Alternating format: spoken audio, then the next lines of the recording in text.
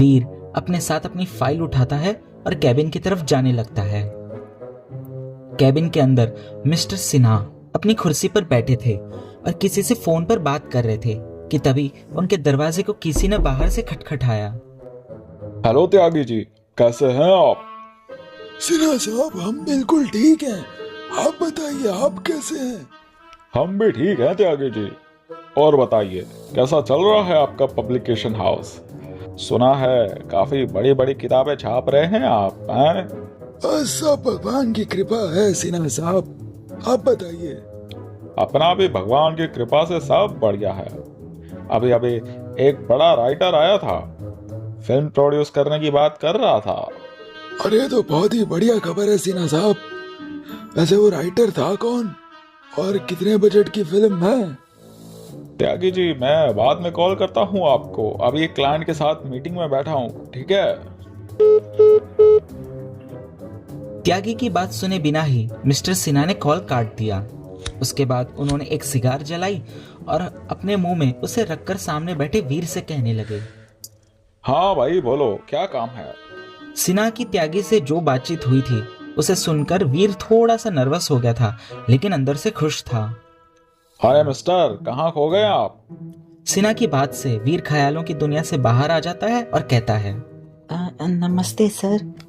हाँ भाई, नमस्ते। बोलो, क्या काम है? सर, वो मैं भी एक राइटर हूँ और अपनी एक कहानी छपवाना चाहता हूँ। वीर की बात सुनकर सिन्हा ने सिगार के धुएं को हवा में उड़ा दिया और उसे ध्यान से देखने लगे। एक दुबला पतला लड़का जिसके चेहरे पर काफी अपेक्षाएं थी। उसके बाद मिस्टर सिन्हा ने उसके हुलिये की तरफ देखा। वीर ने सिंपल सादे कपड़े पहन रखे थे और उसकी आंखों पर एक चश्मा था। तरीके से बने हुए बाल जिसे नारियल के तेल से चौपड़ रखा था और उसकी महक पूरे कैबिन में फैली हुई थी। उसके बाद उन्होंने वीर के पैरों की तरफ देखा। वीर एक फटी हुई सी चप्पल पहन रखा था जिसे वो अपने पैर से छुपाने की कोशिश कर रहा था। वीर की यह हरकत देखकर मिस्टर सिन्हा मुस्कुराए और कहने लगे, आई सी, आई सी। तो तुम भी एक राइटर हो, हैं? जी सर। तो क्या लिखते हो तुम? बच्चों के लिए पोयम या सोशल मीडिया पर पोस्ट में डालने वाली कैप्शन?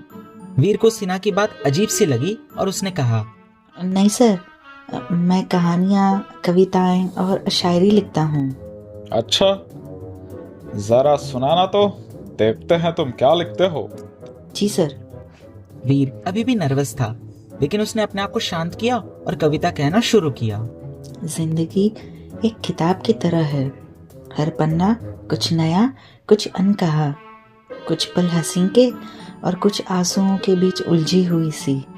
फिर भी महकती है जिंदगी किसी गुलाब की तरह। बहुत खूब। लाओ अपनी फाइल दिखाओ जरा। वीर को खुशी हुई कि सिन्हा को उसकी कविता पसंद आई। उसने अपनी फाइल सिन्हा को सौंप दी। सिन्हा उस फाइल के अंदर कागजों को ध्यान से देख रहे थे। वीर उन्हें एक्साइटेड होकर देख रहा था।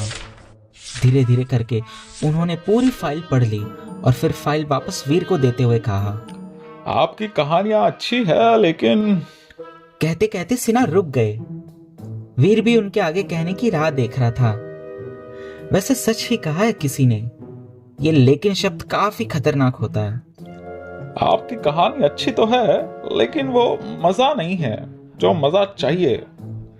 पढ़ने वालों को जो चाहिए वो सब आपकी कहानियों में से गायब है, मिस्टर जो भी है आपका नाम है।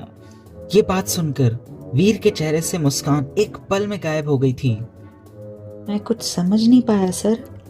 अरे भाई, लोगों को ऐसी कहानियां पसंद है जिसमें एक्शन हो, ड्रामा हो, दो लोगों के बीच बेइंतहा प्यार हो और ढेर सारा मसाला हो। है ना सर? ये देखिए, ये हमारी कहानी है केसरिया इश्क। इसमें प्यार है और ड्रामा भी है।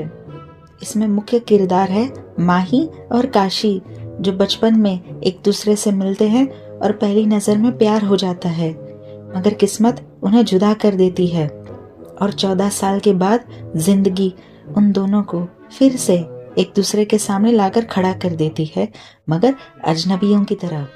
और फिर ठीक है, बस बस। सिन्हा ने वीर को बीच में ही रोकते हुए कहा, अरे तुम समझ नहीं रहे हो दोस्त। मेरे कहने का मतलब है कुछ मसालेदार कंटेंट लिखो यार, जिसे पढ़कर लोगों का रोम रोम, you know what I mean. Veer को सिन्हा की बात समझ में नहीं आ रही थी। उसके चेहरे पर अभी भी क्वेश्चन मार्क बना हुआ था।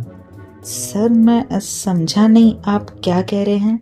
अरे छोड़ो यार, तुम्हारी दूसरी कहानी भी पढ़ी मैंने। एक काम करो, तुम्हारी फाइल में जितने भी कहानी तुम अपने साथ लाए हो उसे एक एक करके मुझे सुनाओ। सब में जिस चीज की कमी है वो मैं तुम्हें समझाता हूँ। जी सर। वीर अपनी फाइल को खोलता है और उसकी लिखी हुई सभी कहानियों को एक एक करके सिन्हा को सुनाने लगता है। सर ये कहानी का टाइटल है बदतमीज दिल। इसमें 2 लड़के होते हैं जिन्हें गर्लफ्रेंड बनाने की इच्छा रहती है, मगर कोई भी लड़की उन्हें भाव नहीं देती। उनका एक दोस्त है जिसकी 2 बहनें हैं।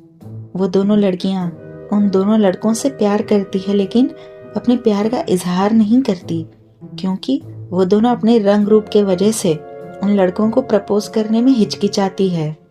वो मानती है कि उनका हुलिया गांव में रहने वाली लड़कियों से भी बदसूरत है। और फिर एक दिन वो दोनों लड़के अपने दोस्त और उसकी बहनों की पब्लिक में बेइज्जती करते हैं, मगर वो लड़कियां अपने और अपने भाई के अपमान का बदला लेने के लिए फिर से उन लड़कियों की लाइफ में एंट्री लेती है, मगर नए रूप और। अरे बस बस, कितनी बोरिंग कहानी है यार। नेक्स्ट।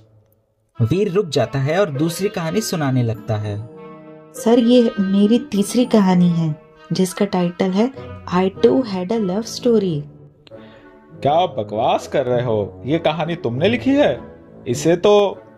इस बार वीर उनकी बात को बीच में काटता है और कहता है, नहीं सर, दरअसल इस कहानी को रविंदर सिंह ने ही लिखा है, लेकिन मुझे ये टाइटल इतना अच्छा लगा इसलिए मैंने भी अपनी कहानी को यही टाइटल दे दिया। B original man. टाइटल अच्छा लगा तो तुम किसी का भी टाइटल ले लोगे? अगर तुम्हें किसी की कहानी पसंद आ गई तो क्या उसकी कहानी भी ले लोगे? हाँ? सिन्हा ने थोड़े ऊंचे स्वर में कहा। नहीं सर, वो मैं। कहानी सुनाओ यार, I don't have all the day.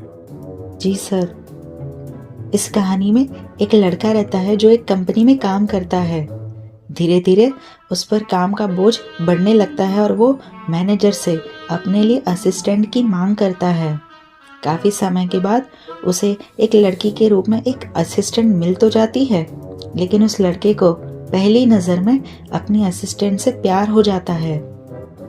धीरे धीरे दोनों की दोस्ती गहरी हो जाती है और एक दिन वो लड़का उस लड़की को अपने प्यार का इजहार करता है, मगर लड़की उससे कहती है कि वो पहले से ही किसी और से प्यार करती है।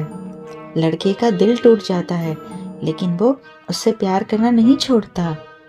वो दोनों एक दूसरे से रात भर बातें करते रहते हैं। धीरे धीरे उस लड़की के लिए प्यार बढ़ जाता है और उस लड़के का ध्यान काम से हट जाता है, जिसकी वजह से उससे ऑफिस में बहुत बड़ी गलती हो जाती है और उसे ऑफिस से निकाल दिया जाता है। सिन्हा इस कहानी को ध्यान से सुन रहा था। आगे। कुछ समय के बाद उस लड़के को नई नौकरी मिलती है और वो लड़की उस लड़के को कुछ तोहफे देती है। उस लड़के को वो तोहफे बहुत अच्छे लगते हैं। भले ही दोनों की ऑफिस अब अलग हो चुकी हो, लेकिन उनकी दोस्ती में कोई दरार नहीं आती। फिर एक दिन उस लड़के को अननोन आईडी से इंस्टाग्राम पर कुछ मैसेज आते हैं, जिनमें किसी ने उस लड़की की प्राइवेट फोटो उस लड़के को भेजी थी। वेट, प्राइवेट फोटो मतलब? शक मेरे यारा, तू कर ले दोबारा, बस एक बार में ही भरे ना दिल बेचारा।